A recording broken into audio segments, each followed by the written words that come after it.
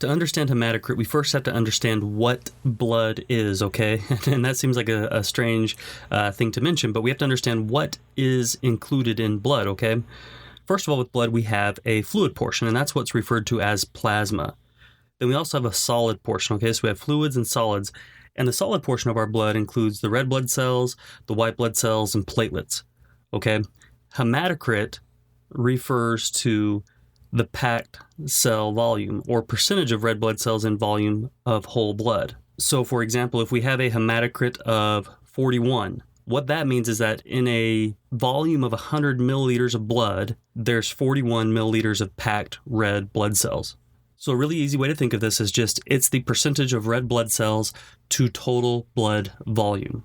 For adult males, our normal range is about 43 to 49. For females, it's about 38 to 44. So females are going to have a little bit lower hematocrit, meaning they have a little bit less volume of red blood cells to total blood volume.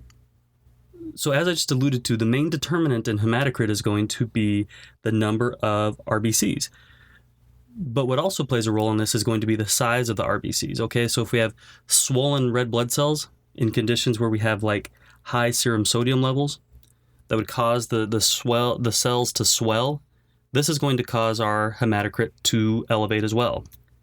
Now, hematocrit is going to be a lab value that we run often, okay? It's part of our CBC, and it should be looked at in conjunction with our RBCs as well as our hemoglobin, okay? So all three of these lab values should really be looked at together because conditions that affect one are going to really affect the other. There's two conditions that are very important to be aware of. First is polycythemia, and then there's anemia. So polycythemia is a term that's used to identify conditions where you have abnormally high levels of hemoglobin, hematocrit, and red blood cells, whereas anemia is a term used to indicate decreases in hematocrit, hemoglobin, and red blood cells.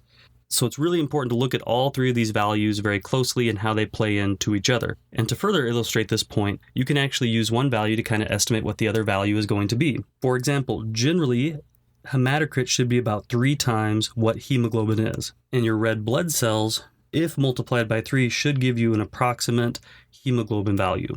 Okay, so these three values really play into each other, and they really all make up a huge portion of what our blood is. And then they can tell us different conditions that are going on within the body based on if our hemoglobin's normal, hematocrit's normal, and things that we can really look at and start to estimate what might be going on with the patient. So quickly before we move on, hematocrit is the percentage of red blood cells in a volume of whole blood. So some of the reasons a provider is going to order this test is that it helps to evaluate a suspected anemia. Okay, so does a patient have anemia based on clinical signs and symptoms? It can also be used to monitor blood loss in response to providing blood to the patient. Are they returning to normal values, and how is the patient doing?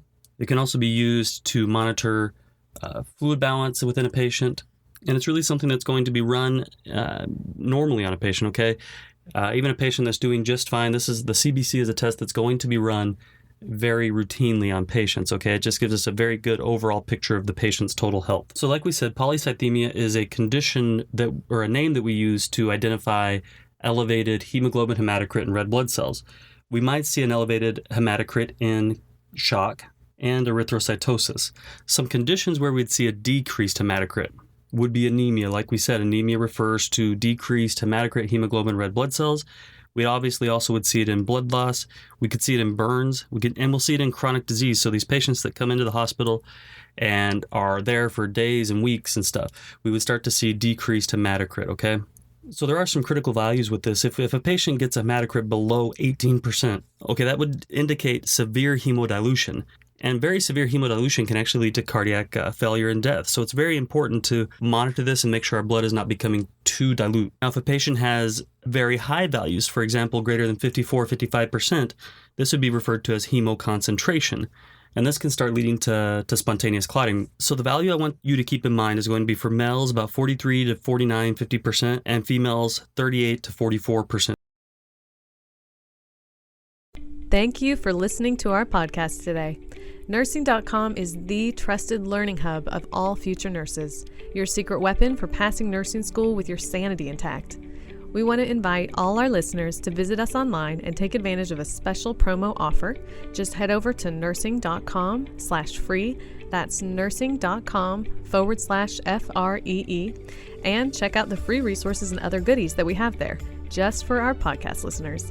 Until next time, go out and be your best self today. And as always, happy nursing.